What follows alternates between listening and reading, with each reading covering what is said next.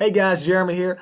Before we get started, let me go ahead and make a little disclaimer about the location of this video. I had to find the quietest spot in the house, really, and at this moment, with 4 kids, this is the quietest spot in the house for now, so I got to hurry up and make this video before they come running downstairs. But this is, don't get distracted by the background with the read and whatnot. You know, a lot of times people make these videos and they're in their office and it looks real immaculate and all this big bookshelf with hundreds of intellectual type books, and here I am in a kitty corner. So let's get beyond that because I got some good stuff for you today. You know, in life sometimes we have this puzzle piece, this puzzle of what we expect our lives to be like, right? You see these 2 cars here. I don't know what kind they are, maybe a Ferrari or whatnot. You know, we expect life to look like this, but we're not always given the pieces to that life. Sometimes God gives us the pieces to a life that maybe looks more like this. If you guys can see that, that's a little monkey on a John Deere hauling a bunch of bananas. And we get a little frustrated at that in life and we say, God, what's the deal? God, how am I going to take the pieces of this and produce the picture that I want to produce in my life, which is this? You know, Proverbs 16:9 says that a man can plan his course, but it's the Lord who determines his steps. And you and I have to be okay with having this plan, but following the Lord's steps along the way. Because maybe God doesn't want us to produce this picture just yet in our life. Maybe the reason He's given us these pieces is because He's trying to produce an entirely new picture in our life. And our problem is we focus so much on what hasn't happened yet that we're missing what is happening. You know, if only we can take enough time to stop focusing on what tomorrow might bring and learn to stop and appreciate what today has already brought and all the great things that God's already done in our today. He's got great plans for us, yes, but let's celebrate what He's done in our today.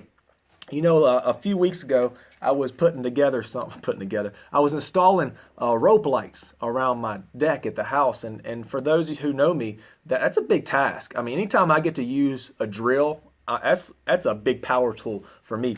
And so I was using this drill and I was screwing in these, I didn't even need this thing, but still, I was screwing in these little screws into the deck and I was just, I just feel the power right now. I just feel like, you know, Tim, the Toolman Taylor. But I'm drilling in here and then pretty soon it started kind of getting slow and it died on me. My electric drill did. And I said, oh, great, what am I going to do now? I mean, how am I going to finish this project that I've already started? And then my mind went back to this thing that was invented years ago called a screwdriver. And I didn't want to do it. You know, I mean, you know, you're used to using this thing. It's easy, it's comfortable, it's great. And then you got to go back to something like this. And a bit frustrated I was, but I said, you know what? At least I got this. And I just started making the best of it and tightening in those screws with this screwdriver.